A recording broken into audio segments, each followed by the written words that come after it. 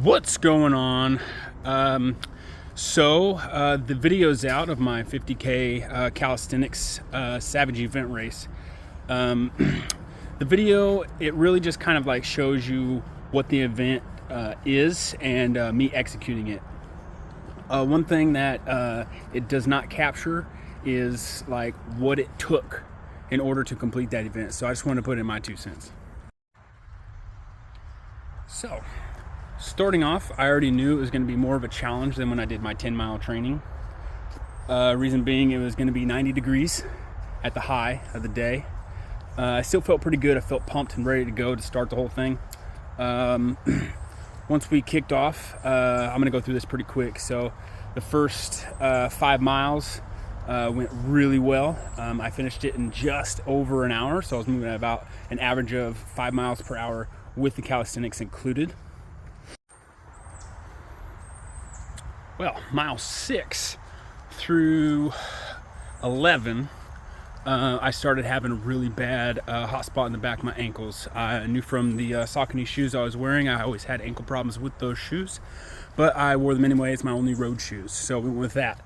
And I did not tape the back of my ankles. I did tape everything else.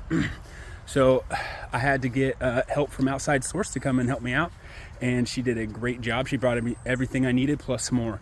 I really thank her for that because I was starting to bleed on the back of my ankles.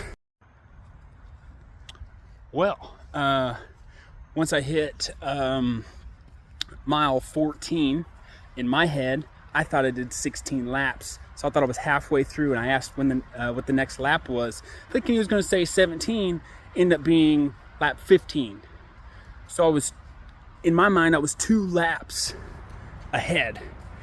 I don't know how that happened. I think it was just the combination of doing calisthenics and then a mile adding as 1.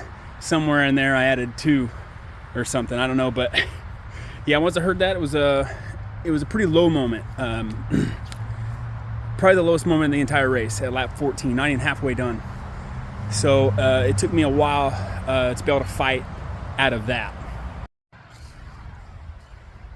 So coming in around, I would say mile 19, the calisthenics were really starting to add up. They were having a toll on my muscles.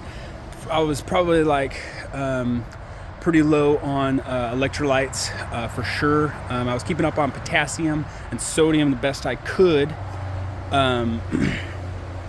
But no, I think muscle glycogen was pretty much depleted out of my muscles, and they were just cramping up.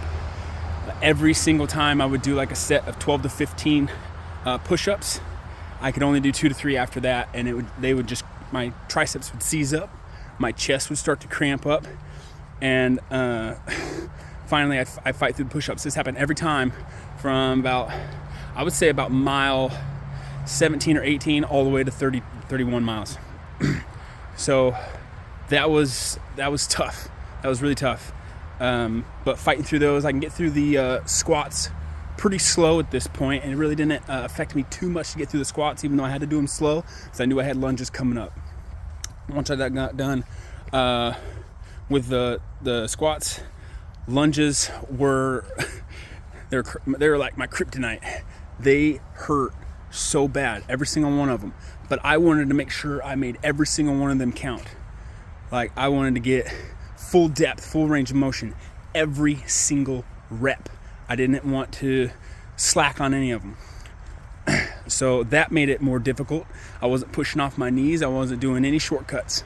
I was doing full lunges after squats. And every time I would get cramps really bad in my quadriceps. And it would only compile when I would do the jumping jacks, because it's a jarring motion and you got like a little bit of knee flexion, just a little bit, like plyometrics, and it was just that stretch reflex that's hitting over and over and over on my quads. It just, oh my God, it was so painful. But I was able to do every calisthenic through the whole event, and they were definitely the game changer of the whole thing. All right, so finally we hit mile 22. This is the pinnacle moment right here. This is coming up on just 10 more to go. The next one, meaning it's going to be less than double digits. So I knew at this point, like, I'm over the hump for sure. The halfway point, that wasn't over the hump, you know. That was just getting into it. But yeah, once I had 10 to go, like it just, I knew I had it. I knew I had it in the bag. But when I finished the 22nd calisthenic, it was at that moment that I was kind of calculating, okay, 10 miles left. I knew I was going to be like in the 11 hours. And when I was finishing 22, I remember saying, man, this is when I predicted myself to finish, and I have 10 more to go. That sucked, but I knew I was going to finish. It was just a matter of time. Oh, hey. So, yeah, just grinding the last couple miles, you know.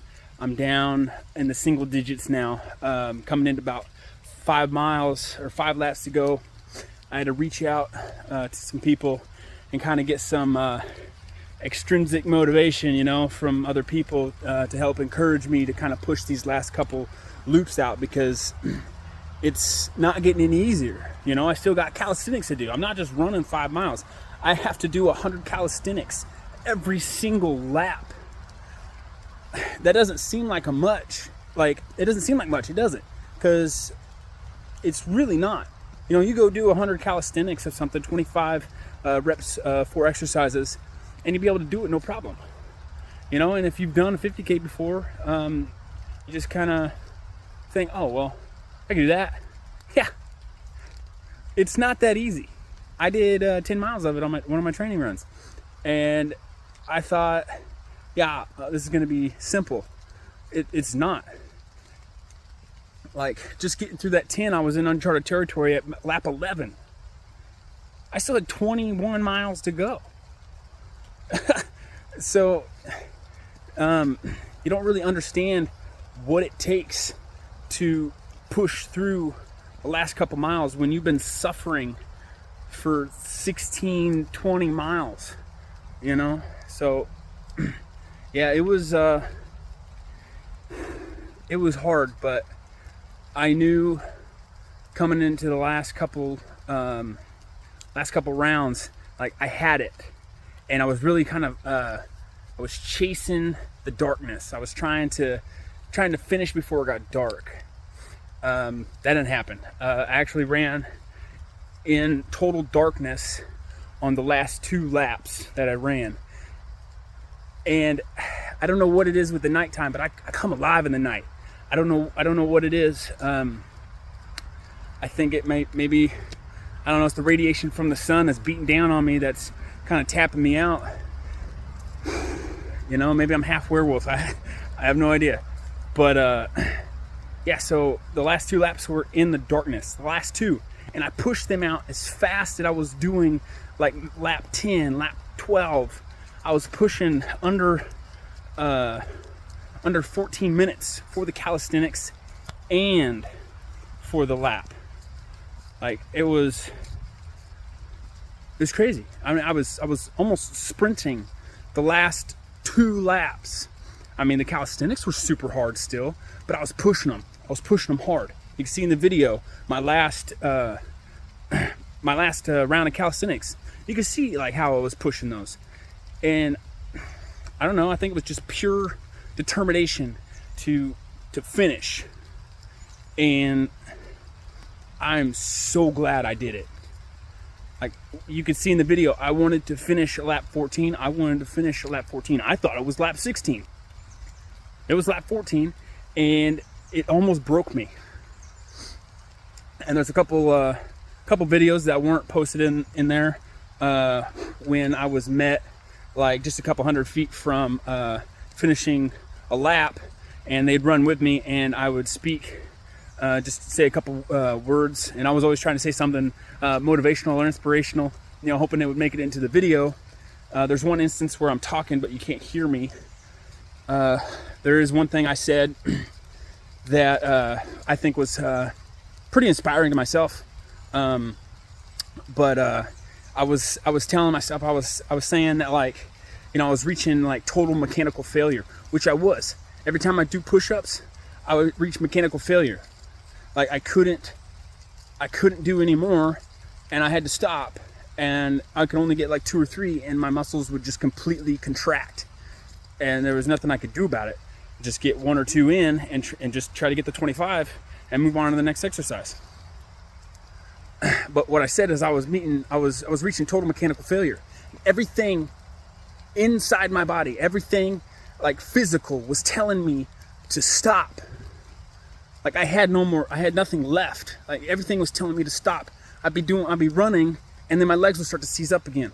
Everything was telling me to stop. But you know who wasn't telling them to stop? Me. I was telling myself not to stop. I am in control of my body. Okay?